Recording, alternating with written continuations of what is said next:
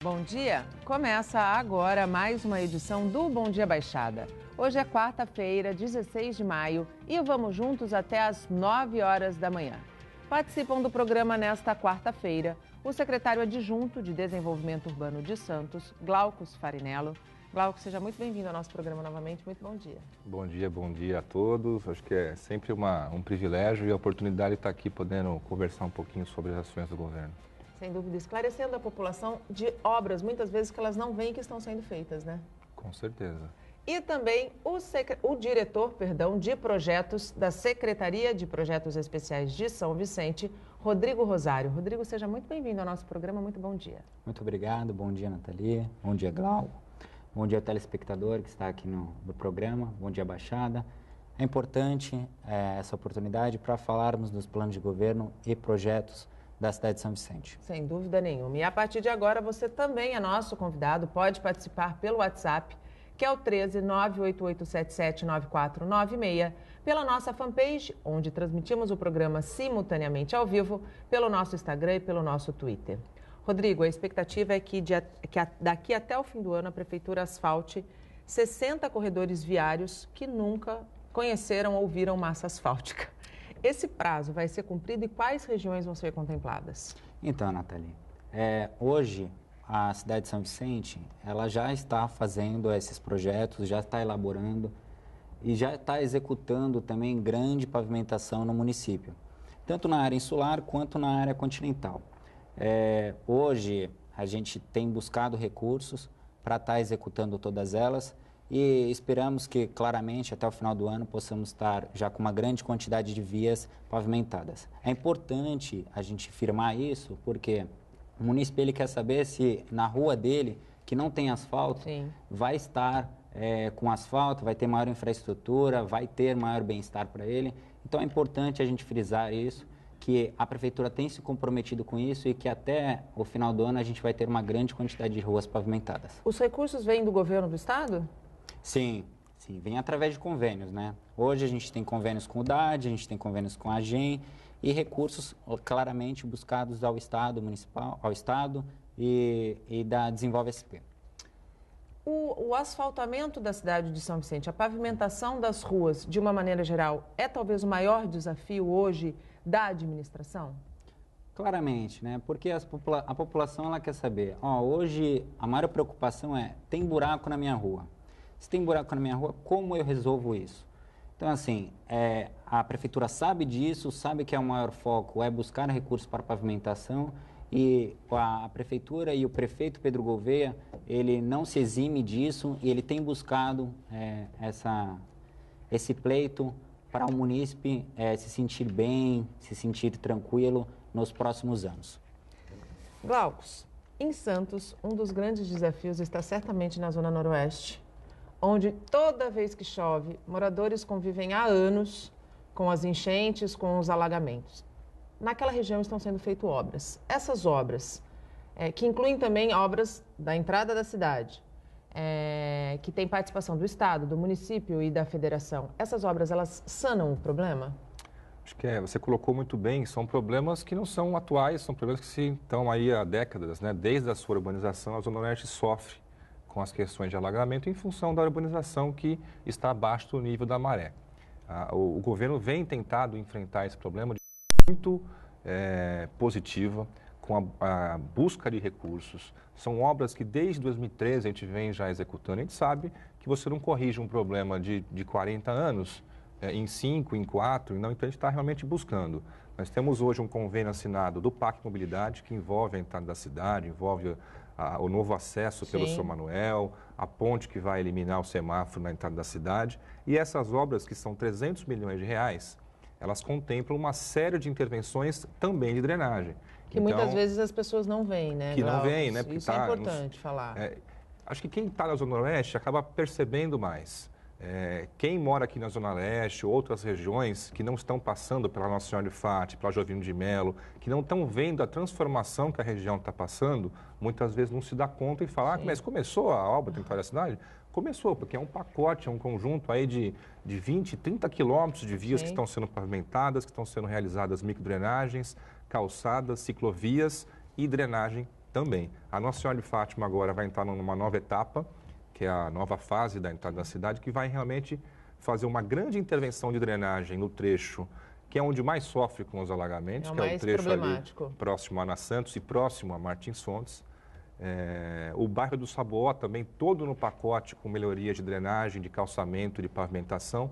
É um conjunto muito grande de obras. A gente vai entrar numa fase que também vai ter a preocupação, porque a obra causa transtorno. Claro. Então a gente pede a paciência da população. Eu tinha um prefeito em Goiânia que dizia que os transtornos passam e os benefícios ficam. Exatamente. Ele sempre falava isso.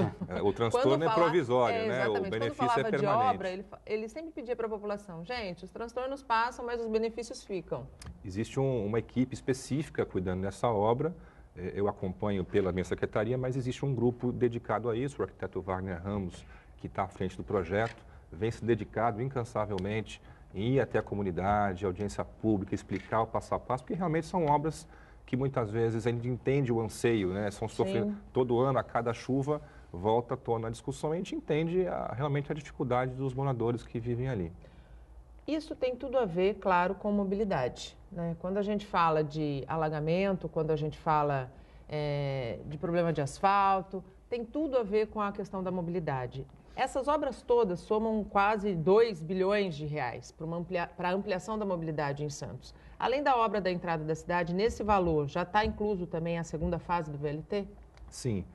O conjunto do VLT, que inclusive beneficia a Baixada como um todo, mas claramente hoje Santos e São Vicente, com expectativa de no futuro chegar essa ligação até o Guarujá via as barcas na ponta da praia e estender até a área continental de São Vicente, possivelmente Praia Grande. Então nós teríamos aí realmente a região metropolitana servida com transporte de qualidade. E a fase 1 e a fase 2 do VLT está no mesmo pacote do governo do estado, e essas obras aí somam aí quase 1 bilhão e 400 milhões, né? E a gente vai entrar agora na fase 2, o governo do estado já anunciou a licitação, a gente sabe que licitação às vezes sempre tem judicialização, então eu ouvi dizer que teve alguma coisa assim, mas é normal, daqui a pouco retoma e imagino que até o final desse ano a gente já tem aí o contrato e o início das obras, que vai ser fundamental para realmente integrar o centro de Santos, que é o principal polo, né, gerador de emprego, o porto, na região de Santos e da região.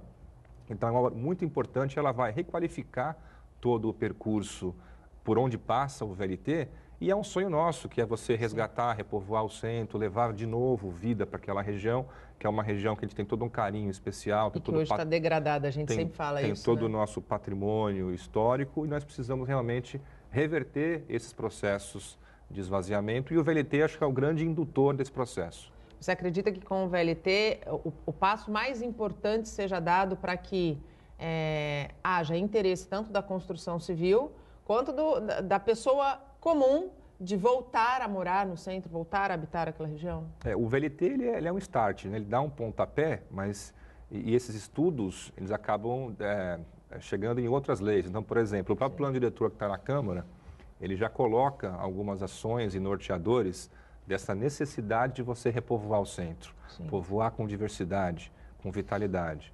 A lei de uso do solo, que também está na Câmara, a gente mandou agora recentemente para a Câmara a lei de uso do solo, que é uma lei também muito importante do município, que organiza o modo que a cidade vai se ocupar e os usos que podem por região. Já tem uma série de direcionamentos e incentivos já aliado ao VLT. Então, o VLT ele propiciou, por exemplo, a criação de áreas de adensamento sustentável. Então, a gente vai, por exemplo, flexibilizar índice urbanístico para que a gente consiga baratear o custo do imóvel, né? O que se vê hoje, muitas vezes, é que o santista é obrigado a morar fora, em outras vizinhas, cidades, né? Sem dúvida. E é importante que a gente consiga evitar grandes deslocamentos.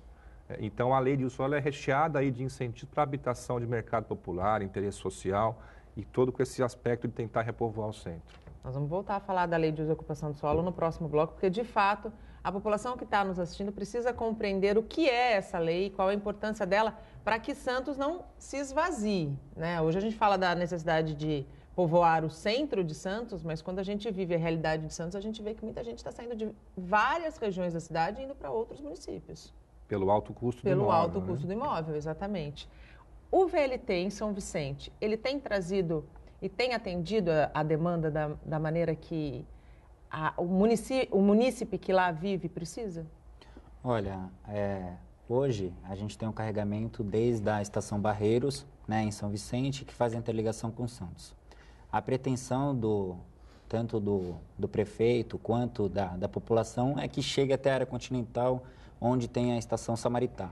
É uma fase 3, a qual a gente tem pretensão já de levar o mais rápido possível, sabendo o deslocamento que é muito grande, né? Hoje ele tem atendido, a gente tem uma grande circulação já utilizando, a população utilizando desse bem, né, do VLT para o município, mas a grande, hoje, destaque é chegar o VLT à terceira fase, chegar até o Samaritá. A área continental conta com aproximadamente 140 mil habitantes. É uma cidade, né? 140 mil habitantes, isso, 140 mil habitantes. Então, assim, a gente queremos levar até esse local maior infraestrutura, maior mobilidade.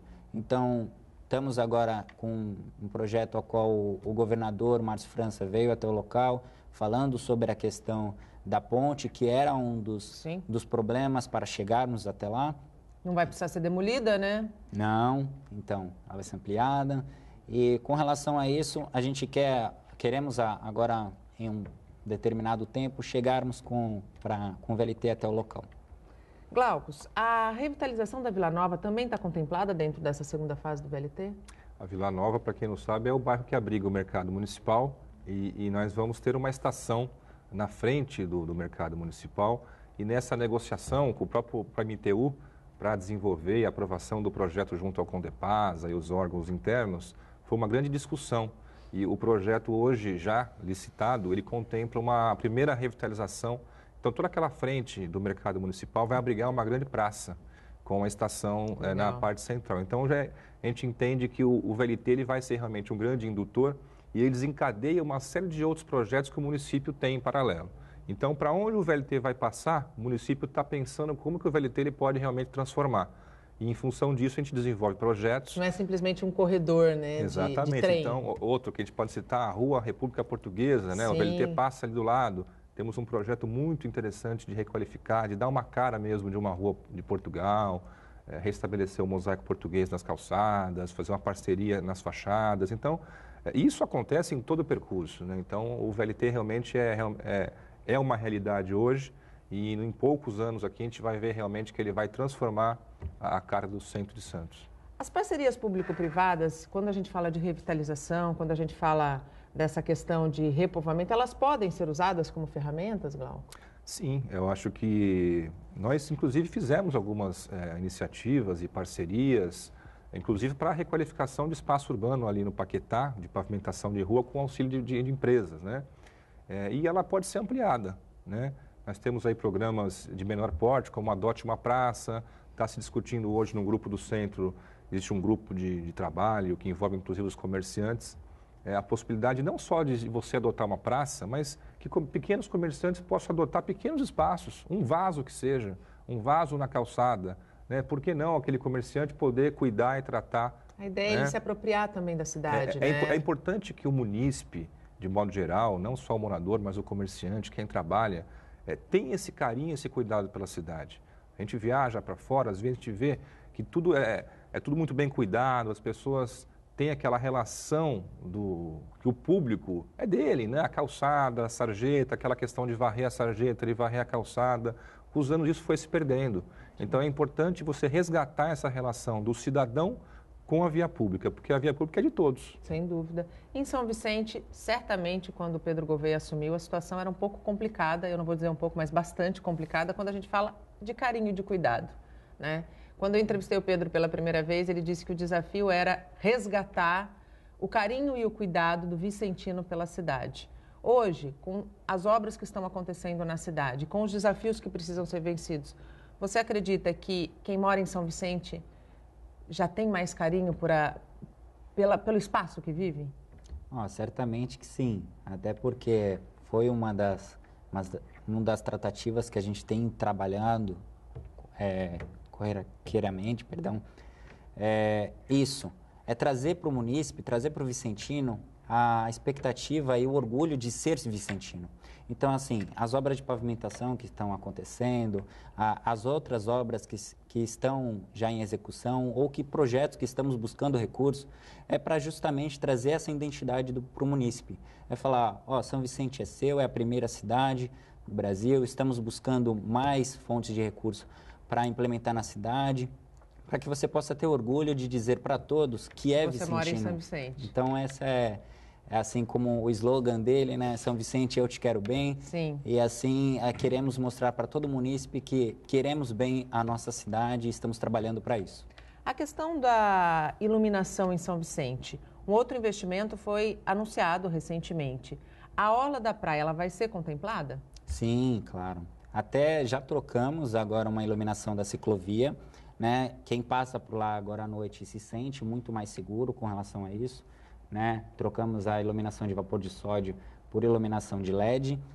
Também na hora do Gonzaguinha já trocamos algumas iluminações, luminárias, e queremos trocar num todo, trazer, até porque, não sei se o município sabe, o vapor de sódio ele tem um maior custo para o município. O vapor de LED, lâmpada de LED, além de ter uma maior durabilidade, ele tem um maior tempo, é mais barato. Maior eficiência. Maior eficiência. E ambientalmente sustentável, né? Muito melhor. Muito melhor. Então, com relação a isso, a gente quer sim trazer, vamos estar agora implementando a troca de todas as luminárias para a orla da praia e subsequente para toda a cidade. Queremos trazer a iluminação em LED para trazer maior segurança também para a população. Segurança. Quando a gente fala em iluminação, certamente é um dos fatores mais característicos do município quando a gente fala em segurança. Só que só a iluminação não garante a segurança do município e não faz com que ele, por exemplo, deixe o carro em casa e ande a pé e aí a gente busque menos carros nas ruas. O que Santos e o que São Vicente têm feito, além da iluminação, para garantir a segurança de quem vive nas duas cidades e que quer sair e andar a pé? Acho que é importante colocar que a questão de segurança é uma questão de desigualdade social. O Brasil, o país, ele realmente tem problemas que muitas vezes assolam. A gente está vendo a situação aí do Rio de Janeiro, especialmente, mas isso não é só privilégio, brincadeira, né, do Rio de Janeiro. A gente vê o caos que o Brasil passa hoje com a questão da segurança pública. E isso só tem solução se a gente tiver uma política nacional para reverter a desigualdade social. Isso é reflexo diretamente da falta de oportunidade de pessoas de acesso à educação, de acesso ao básico que qualquer cidadão deveria ter no país. E é óbvio, a cidade não pode ficar aguardando uma solução, ela investe muito, o município de Santos ele investe muito em câmeras de segurança, a gente está investindo no novo centro de controle operacional, que é o CCO, que vai ficar lá no embasamento do Paço. Isso é muito importante. E uma coisa que eu sempre venho colocando, que, por exemplo, no caso de segurança na região central, a gente sempre brinca, né? Questão de segurança, às vezes, é sensação de segurança. Sim. Eu sempre, acho que até aqui eu já comentei isso, eu sempre faço uma brincadeira. Se você for na Praça Mauá agora, meio-dia, você não pode ter um policial na rua. Mas você vai. Mas você se sente seguro.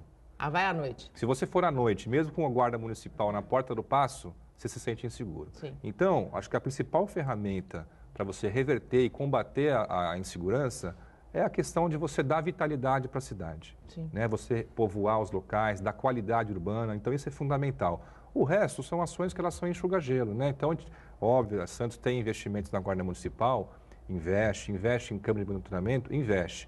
Mas a cidade ela precisa tentar combater essa desigualdade social através de política urbana, que a gente consiga levar para cada pedacinho da cidade um pouco de qualidade urbana e ambiental. A gente sabe que a gente tem também no município regiões que carecem de infraestrutura, de qualidade urbana. O município de Santos tem os seus problemas, né? Então, eu acho que esse é um caminho. A gente sabe que na conjuntura, enquanto o país não se resolver nessa questão de desigualdade, a gente nunca vai conseguir chegar na excelência. Mas enquanto isso não acontece, a gente tem que fazer o nosso papel aqui, né, de tentar distribuir essa riqueza no município, né? Santos é uma cidade muito desigual. Ela se comporta muito na praia em relação ao resto. A gente vai, à medida que você vai chegando no centro, você percebe, né, a diferença. Então é importante que você tenha política pública para você tentar levar, distribuir um pouco dessa riqueza das pessoas para cada pedacinho da cidade. Você concorda, Rodrigo? Eu concordo com ele. E até aumenta um pouco mais a questão, porque a desigualdade que existe, principalmente no que eu falo no caráter praia e centro e os demais bairros que existem em São Vicente, hoje, quando a gente fala em iluminação, ela é uma parte a qual ela inibe essa questão e melhora a segurança, um maior até foco, a gente consegue trabalhar com a Guarda Civil Municipal, fazendo rondas no local, mas não é só a praia o grande foco, e sim está também nos bairros, estamos trabalhando para conseguir ter uma maior quantitativo de guardas municipais, para estarem fazendo ronda, e um foco também que foi trazido pelo governador é que a Polícia Militar ela não trabalhe só justamente na época da temporada. Aliás, hoje é notícia no Jornal A Tribuna, principal jornal aqui da região, de que a região vai ser policiada aos fins de semana, o que já é um ganho muito grande, porque quando a gente sobe a serra e desce para voltar para casa, a gente vê o número de turistas que todo fim de semana estão por aqui, né? Sim, então esse é o foco a qual o governador, ele sabendo da realidade que tem, ele é filho da cidade, né? Sim. Filho de São Vicente, sabendo da realidade, sabe a questão que é importante para o município e para o turista estar aqui na cidade. Então, tem que ser pensado com relação a isso, um maior foco à segurança pública, né? Ele é dever do Estado com relação à Polícia Militar. Mas quem vive no município quer segurança dentro da cidade, né? E foca com relação à prefeitura. Sem dúvida nenhuma. O Bom Dia Baixada vai para um rápido intervalo. No próximo bloco a gente segue o bate-papo aqui sobre planos, projetos e obras em Santos e São Vicente. Não saia daí, até já. O Bom Dia Baixada está de volta e abrimos este bloco com as notícias da região. Neste ano, pouco mais de 3.000 celulares foram roubados na Baixada Santista. Os dados são da Secretaria Estadual de Segurança Pública. É inegável que os números registrados nestes primeiros 5 meses ainda são altos, mas já é possível constatar uma diminuição em relação a 2017. No ano passado, nas 9 cidades da região, foram 14.360 celulares roubados em 12 meses. 2018 ainda não acabou, mas a polícia comemora a redução. É um trabalho intensivo por parte da Polícia Civil e da Polícia Militar também, com foco aos crimes contra o patrimônio, furto, ao roubo e também a receptação, ou seja, os produtos que são passados por comércio clandestino. A gente faz um combate, uma fiscalização intensa nesses comércios. No comparativo entre as cidades onde aconteceram mais roubos, não houve mudança entre os primeiros meses desse ano e 2017. O ranking permanece idêntico. Praia Grande em primeiro, seguida por Santos, São Vicente e Guarujá. Por que entre as cidades Praia Grande ainda lidera esse ranking? Por conta da cidade ser mais esparramada, ser mais ampla, né, cria mais oportunidades para o ladrão subtrair esses aparelhos e outros pertences também. Apesar da queda no número de roubos em 2018, esse tipo de ocorrência há muitos anos apresenta uma característica que desafia a polícia: a recuperação do celular. Andrei sabe bem o que é isso. Ele foi assaltado à mão armada no ano passado, perto do CT Rei Pelé, em Santos. Restaram o trauma, prejuízo material e apenas esse boletim de ocorrência. Eu que sei o que foi aquele momento, a arma apontada para mim naquele momento, então para mim, chorei de desespero, óbvio. Para mim é frustrante. Perdi um bem material, que eu gostava muito, por sinal, e não vi resultado nenhum. Não adiantou nem fazer o boletim de ocorrência, para ser sincero. Furto e o roubo do celular continuam sendo um atrativo grande pelo alto valor agregado do aparelho. O aparelho pode custar de R$ 500 a R$ 8.000. E ele é fácil de comercializar. Hoje, com um aparelho, você não precisa da nota fiscal dele, você não precisa comprovar a origem para fazê-lo funcionar. Então, isso atrai o criminoso. Outra coisa que atrai muito é o fato da pena para o crime de furto ser muito pequenininha. A pessoa autuada em flagrante pelo furto de celular, ela não fica presa. ela é detida e é sempre solta nas audiências de custódia. Ou seja, dentro de um espaço de 24 horas, ela já está na rua praticando outras subtrações. Nessa guerra contra esse tipo de crime, a polícia conta com importantes aliados, as ONGs. Um exemplo é o trabalho desenvolvido pela Luan Vive.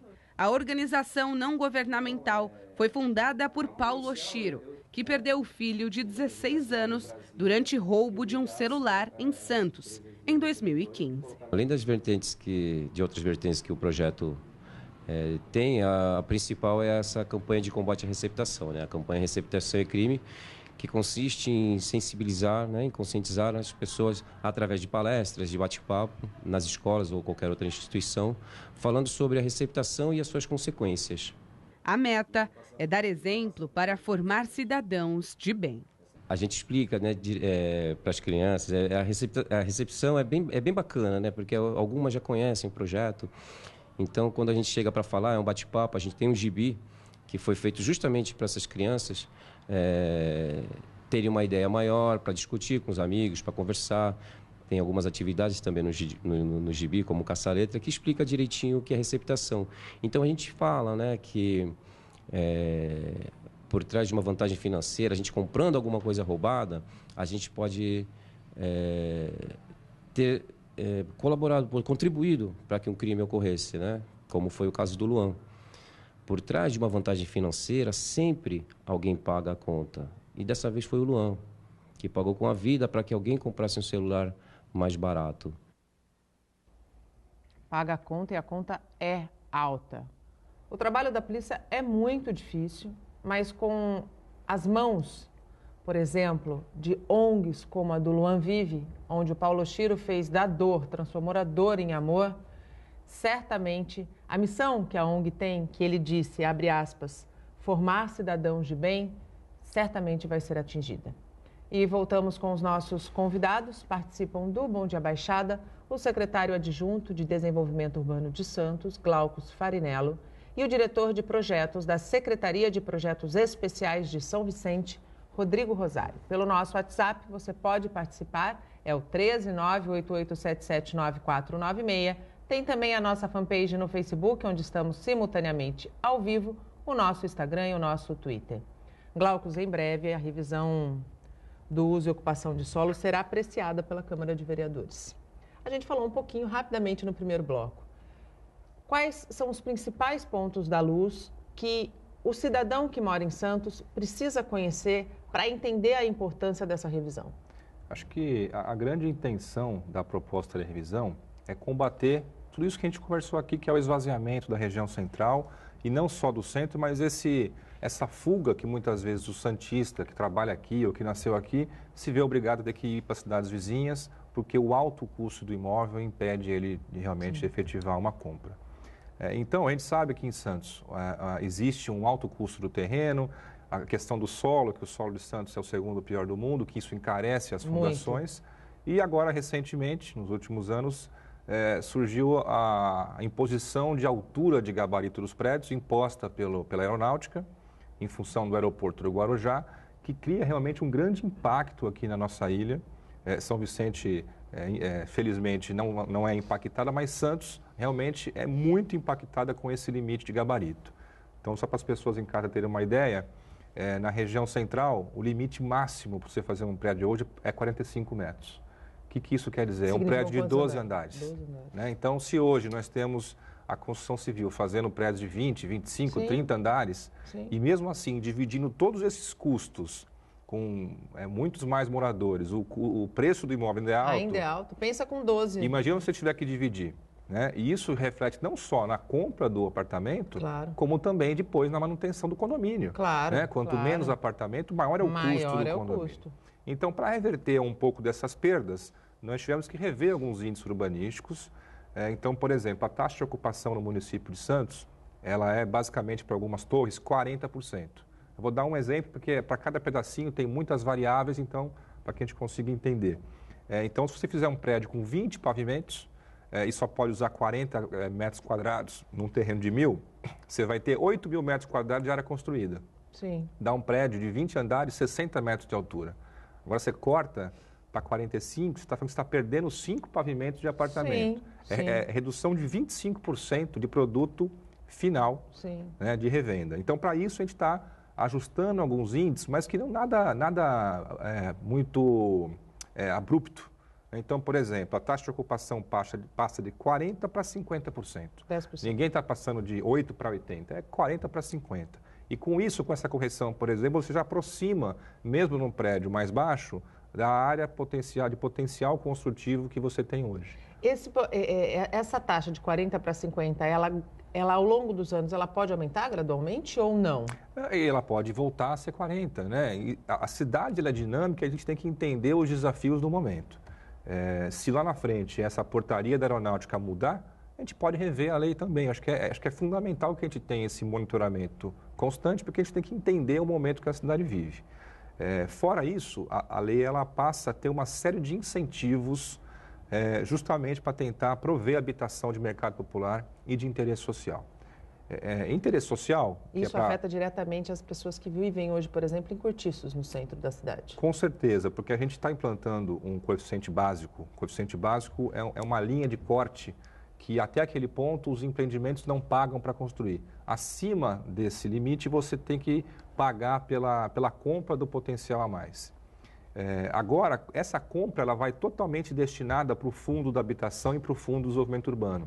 Então, é o que a gente brinca de operação Robin Hood. Então, você cobra da construção civil. Do mais rico para potencializar para o mais pobre. Vendendo potencial construtivo nas áreas que você tem a construção civil aquecida. Sim. E você cobrando, você reverte isso para quem mais carece. Então, essa é uma das ferramentas que nós estamos colocando e estamos desenvolvendo na lei de uso do solo. Fora isso, uma série de incentivos para habitações de mercado popular, que são habitações para atender classe média baixa e de interesse social. Como que se dá esses incentivos? Potencial construtivo. Você pode construir até 6 vezes nos eixos que acompanham o VLT o tamanho do lote. Então, se você tem 1.000 metros quadrados de lotes, você pode construir até 6 vezes de área construída útil nesses locais. Geralmente é 5, então você aumentou um ponto a mais. Fora isso, em toda a região que a gente está chamando de AAS, Área de Adensamento Sustentável, nós estamos desobrigando a questão de ofertar vaga de carro. Isso onera muito... É opcional. É opcional. Vai ser opcional. Então, se tiver um empreendedor que queira fazer um empreendimento com garagem, ele oferta. Se ele quer atender um público que não carece dessa demanda, ele pode construir sem ele garagem. opta sem garagem, com vaga de moto, vaga de bicicleta. Eu acho que hoje tem essa pluralidade, essa diversidade, e nós temos que dar essa liberdade para o mercado e eu acho que vai ter muito público. São Paulo vem tendo exemplos de retrofit no centro, de prédios sem garagem, então a gente vê um potencial muito grande de baratear o custo da produção imobiliária para quem mais carece. Então, desobrigação de vaga, você desobriga, por exemplo, a cobrança de outorga onerosa para quem fizer esse produto e ainda ofertar comércio no térreo, que também é um dispositivo interessante, porque tem barateia no futuro o condomínio. Claro. Porque você ajuda a diluir com o comércio e o serviço os custos de despesa dos moradores. Então, é uma série de incentivos que nós estamos associando à mobilidade, então aos corredores principais, do VLT especialmente, para tentar realmente criar espaço para o mercado para quem mais carece. Falando em revisão, Rodrigo, como é que está a revisão do plano diretor de São Vicente? Em que pé que está? Para começar, o plano diretor de São Vicente, ele é muito defasado. A última, a gente tinha de 1999. Então, sendo previsto que a cada 10 anos precisa ser feito a revisão do plano diretor, ele foi esquecido. Não foi esquecido, ele não foi feito, realmente. Foi esquecido. Então, o prazo foi deixado de lado. Então, com relação a isso, o município, este ano, já na gestão Pedro Gouveia, há 7 meses vem trabalhando nessa minuta para elaboração, para hoje entrar nas audiências públicas. Né? Já iniciamos, já fizemos 3 audiências públicas. Uma foi na Ordem dos Advogados de São Vicente, outra foi na Associação Comercial e tivemos uma terceira, agora segunda-feira passada, dia 14, no Maitá, no bairro do Maitá. Então, a população tem participado, tem se apropriado da discussão? Com toda certeza, até foi uma grande ganho para a gente poder discutir com a população, né? É importante a gente olharmos nos olhos do munícipe e saber o que ele quer, né? Porque fizemos um diagnóstico, analisamos a cidade que temos hoje. Sim. E estamos agora trabalhando junto com o munícipe para dizer a cidade que queremos. Sim. Então, assim, foi de grande valia já essa reunião que tivemos, essa audiência pública na segunda-feira. Tivemos muitos munícipes reclamando, pedindo, orientando, falando o que querem para a cidade, porque é importante. Nós, como servidores, precisamos entender qual é a grande realidade e, assim, trabalhar para conseguir construir a cidade melhor para o munícipe. Já quero deixar aqui claro que na segunda-feira que vem teremos uma outra audiência pública, né, que fica na Cidade Náutica, será na Cidade Náutica, e ainda teremos mais 3, depois dessa, teremos mais 3 audiências públicas, finalizando na Câmara Municipal de São Vicente. A partir daí, a gente entrega para a Câmara Municipal... Apreciar. A partir daí, eles têm audiências públicas que eles podem fazer, e aí, finalizado, a gente complementa o plano diretor de São Vicente. Até o fim do ano, a gente tem esse plano diretor revisado? Com certeza. Com certeza, né? Isso. Glaucus, eu fiz a pergunta para o Rodrigo e eu queria transferi-la para você. De que maneira a população pôde, quando a gente fala da revisão da luz, de que maneira a população pôde participar desse processo? É importante falar porque sempre a gente comenta aqui que nem sempre o munícipe está preparado para participar de uma discussão muito técnica. A lei de uso e ocupação do solo é uma lei que até os arquitetos às vezes não conseguem entender e precisa sentar e discutir. Então, é uma lei muito difícil, ela é muito importante. E, então, para isso, nós desde outubro, a gente vem preparando essa lei. Assim que a gente entregou o plano diretor para a Câmara, a gente já startou a lei de uso do solo. E da dificuldade do processo do plano diretor, que nós tivemos no ano passado, de pessoas que iam para a audiência para reclamar do buraco, para reclamar de coisas que não são de fato do plano diretor, que é uma lei norteadora. Sim. Nós criamos, inclusive no plano diretor, a obrigação de estabelecer oficina preparatória nos próximos processos de revisão. O que é isso? Antes de você fazer audiência de fato, você convoca as pessoas que estão interessadas, né, em participar, porque tem realmente munícipes que têm essa questão e gostam de poder contribuir e participar. Então, antes de ter audiência de fato, vamos sentar aqui junto, vamos entender o que é a lei de uso do solo, quais são os pontos que a gente vai discutir, explicar o que é um coeficiente de aproveitamento, que são termos técnicos. Sim. Taxa de ocupação, que nem eu expliquei agora aqui, nem todo mundo consegue lidar bem com isso. E aí você, explicando para as pessoas o que é, na audiência, essas pessoas podem realmente contribuir muito melhor. A gente sabe que a oficina é uma iniciativa nova, inclusive vai virar lei agora, vai ser obrigado aqui nas próximas. Extremamente necessária. Mas, infelizmente, nas oficinas realmente não tivemos ainda muita participação. A gente vem tentando aprimorar, mas é um processo que ele é longo. Hoje o que a gente percebe é que o munícipe está muito... tudo que vem do poder público hoje no Brasil, né? Não acho que muito receoso. Receoso, né? Mas que a gente realmente tem uma participação positiva de alguns moradores que realmente vieram para contribuir, né? A gente tem alguns, inclusive, que frequentam todas, né? Inclusive, tem algum morador do Sabuó que ele vai em todas as audiências e contribui, estuda e defende. E olha, e é isso que tem que acontecer, porque o cidadão ele precisa se apropriar das discussões que norteiam o desenvolvimento da cidade onde ele vive. Se ele não souber, não adianta depois reclamar do que foi aprovado e do que vai ser executado. Então, exatamente, né? Depois não dá mais, né? E aí, então, depois das oficinas, fizemos 4 audiências públicas ainda no ano passado, ou seja, em novembro ainda, fizemos 4 audiências para levar para as pessoas o que era a proposta, quais eram os conceitos, o que se ia discutir. E aí sim, absorvemos as contribuições externas, compilamos a nossa lei, disponibilizamos no site agora no dia 16 de março, jogamos isso para o Conselho Municipal de Desenvolvimento Urbano, fizemos mais 4 audiências públicas, sempre as audiências, uma em cada região da cidade, né? Então, Centro, Zona Leste, Morro e Zona Noroeste. Então, ao todo foram 8 audiências públicas. Nós tivemos 3 oficinas preparatórias em novembro, depois mais 2 em janeiro, porque mesmo depois das audiências públicas, percebemos a necessidade de manter, você fazer audiência. Inclusive, no Sabuó, a oficina foi cheia, né? Totalmente as pessoas querendo entender o que ia mudar no bairro do Sabuó. Então, assim, num ciclo, várias reuniões de discussão no CMDU, que é o Conselho Municipal de Desenvolvimento Urbano, que aí tem os segmentos representados. Foram 8 reuniões da subcomissão, né? Então, universidades, sindicatos dos arquitetos, todo mundo podendo participar. É unânime? Lógico que não. Claro Acho que não. Se fosse, eu desconfiaria. É, lógico. Né? Então, assim, tem as divergências, eu acho que é saudável, é democrático. Claro. Mantém o assunto em debate, em discussão sempre. Exato. Foi aprovado no CMDU, já está na Câmara, inclusive eu tive recentemente na Câmara, já tirando algumas dúvidas de vereadores, é uma lei muito importante. E se tiver oportunidade, tem um ponto que está sendo muito polêmico no município, que é a questão da Vila Matias. Sim. Né? Que está todo mundo falando, mas vai virar porto, vai virar não vai. Porto. E não é bem assim. Então, acho que é um espaço que eu peço para que a gente possa explicar para quem está em casa, entender um pouquinho a proposta.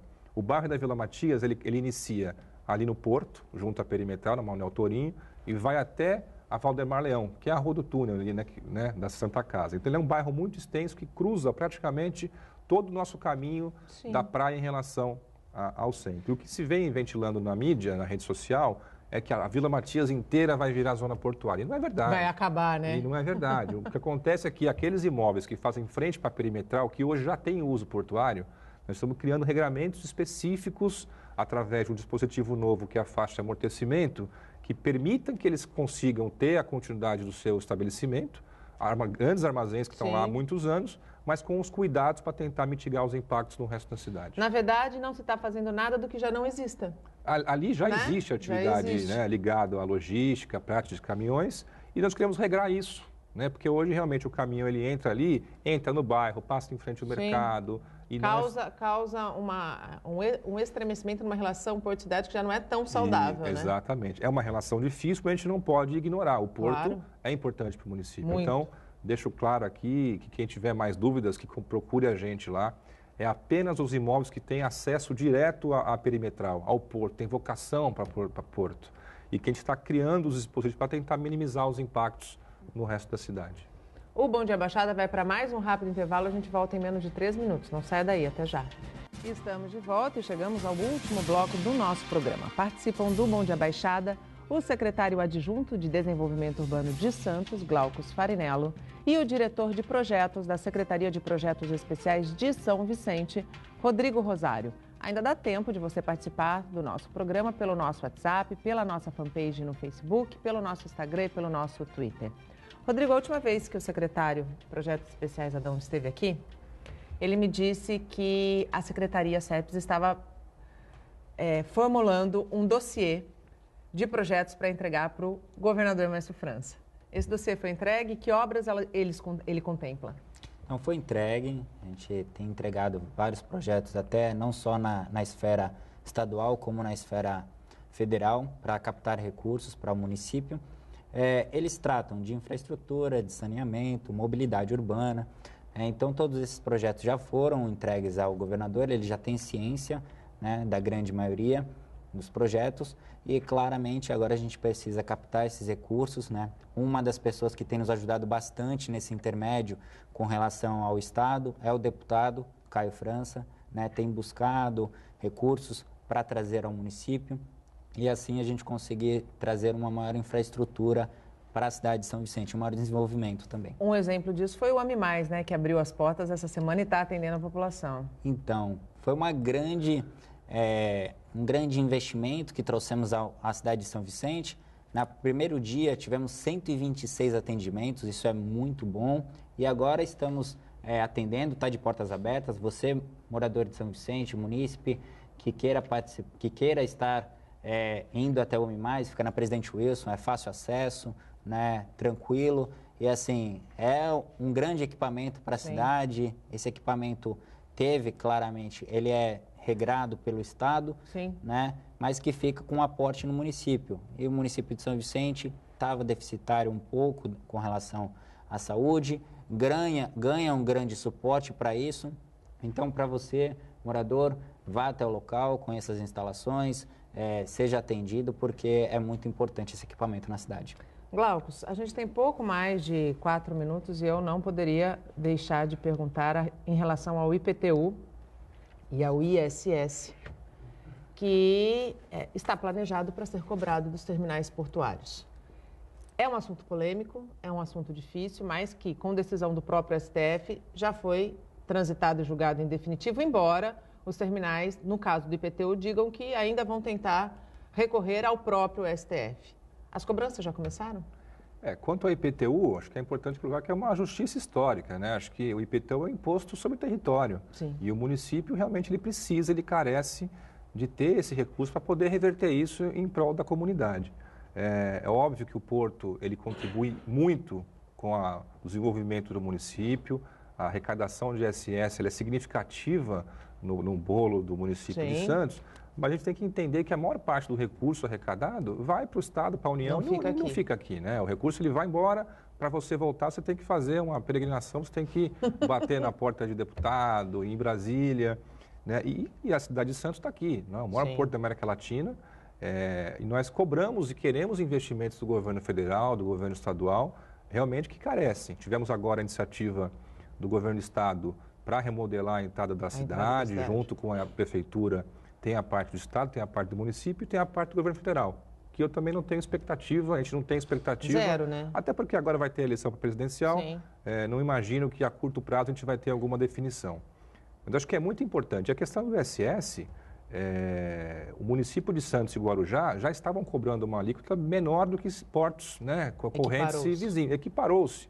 Também é uma outra justiça. Eu acho que aí o governo, a parte do governo que trata isso com o porto, vem discutindo as questões, como que esse pagamento pode ser feito, parcelado, mas eu acho que a iniciativa ela é fundamental e importante, até pelo momento e a conjuntura que o país vive, né? As cidades todas sofrem com a crise financeira. E esses recursos serão usados em tudo aquilo que a gente falou ao longo do programa. Também, né? Possivelmente. Nós temos uma carência de infraestrutura ligada ao porto. O porto está aqui, ele traz impacto. São os caminhões que circulam, são os acessos.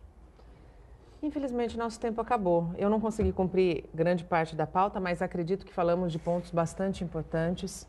Glaucus, mais uma vez, muito obrigado pela tua participação. É sempre muito bom tê-lo aqui, falando de temas que, muitas vezes, é aquilo que eu digo, a população desconhece, mas critica. É importante buscar a informação em quem, de fato, a tem de maneira correta.